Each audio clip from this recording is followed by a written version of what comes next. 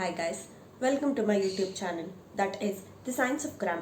I'm Rana, and as I told earlier in my previous videos, today I'll be starting a new series that is the revision series in which I'll be teaching one new topic of forensic science every day in less than 5 to 8 minutes approximately.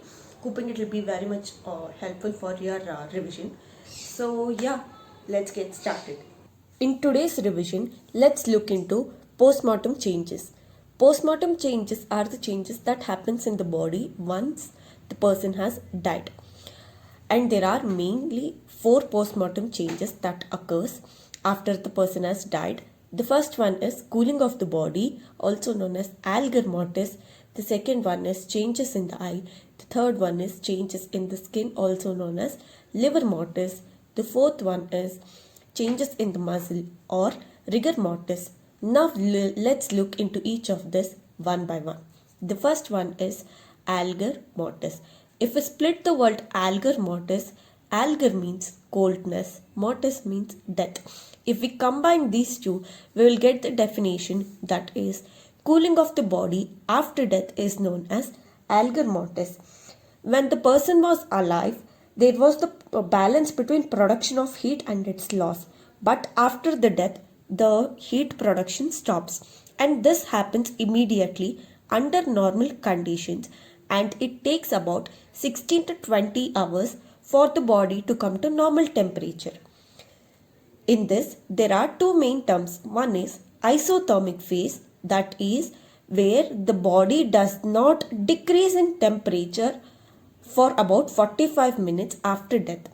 And the second one is postmortem caloricity. This is the condition where the body remains or increases the temperature for 2 hours instead of falling in temperature. And Algor Mortis depends on these 3 conditions, that is age and condition of the body, mode of death, and also environmental temperature. If the person is aged, and old people won't be having such a good condition of the body, as we all know, because of their age conditions, or it might be because they might be having any disease like diabetic, they might be, or because of BP. These conditions also matter for the Algor Mortis to set in. And it also depends on the mode of death, like if the person died naturally, if it was suicide, homicide, maybe because they died maybe because of poisoning, or it was accident. Even these things matter. And the last one is environmental temperature, because if the temperature is high, then the body usually undergoes postmortem caloricity. Now coming to the second one, that is changes in the eye.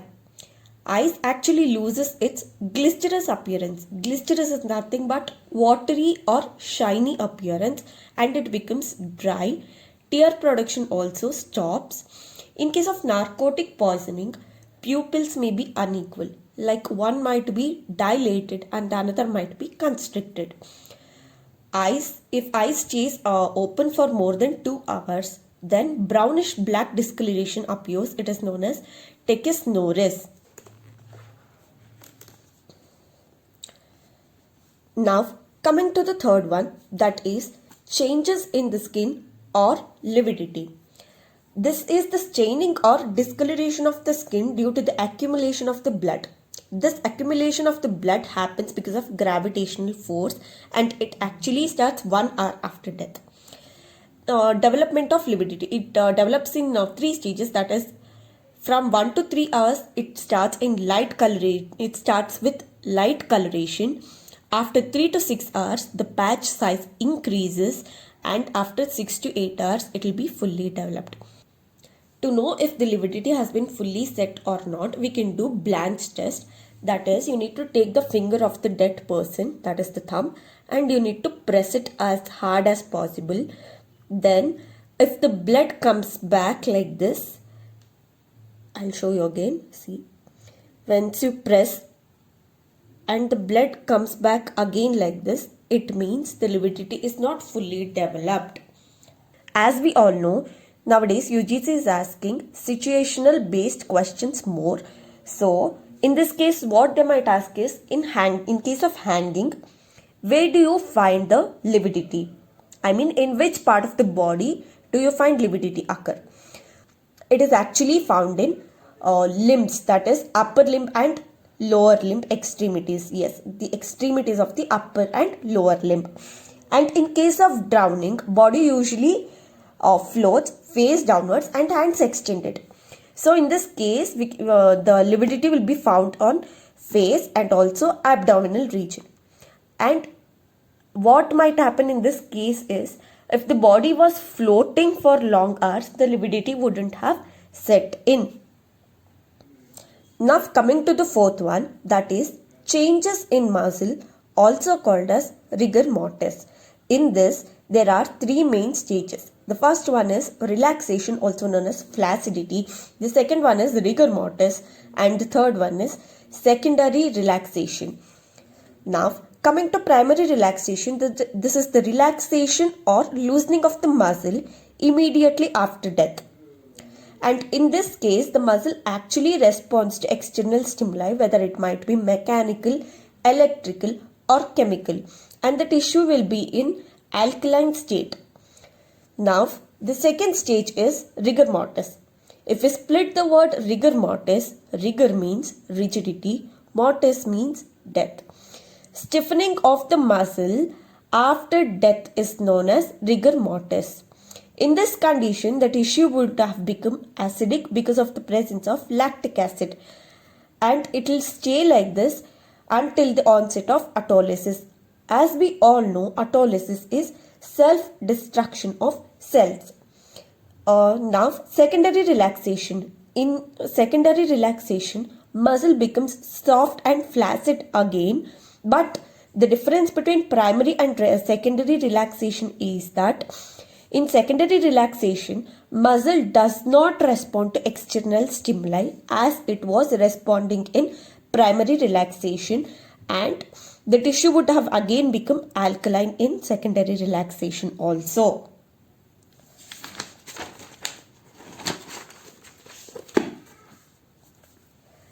Here we see another term, that is cadaveric spasm. It is nothing but the stiffening of muscles immediately after death without undergoing primary relaxation. Now you people might ask, what is the difference between cadaveric spasm and rigor mortis? The main difference is that in cadaveric spasm, the muscle wouldn't have undergone primary relaxation, and from this we will know what the action or what the person was doing when he died. Like, this occurs only when if the person was under emotional distress, or if his muscle was active during the death. It might, for example, if the person was electrocuted, we can see his muscles would have stiffened like this. And it actually tells the story like what the person was doing when the death occurred. But in case of rigor mortis, we won't know that. And another thing is that rigor mortis can be broken, but the thing is it requires force. But cadaveric spasm also can be broken, but it requires a lot more force when compared to rigor mortis. So now let's revise it once what we studied. We studied Algor Mortis, that is coolness of the body. And the second one is changes in the eye. What are the changes that we can see once the person has died?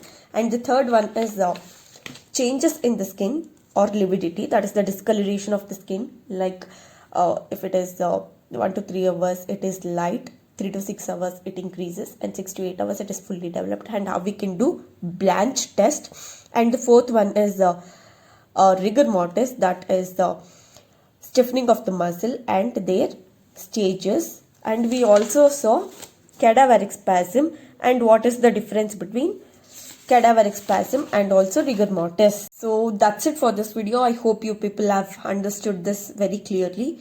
So tomorrow I'll be back with another revision class. So stay tuned and don't forget to like and subscribe my channel. Thank you.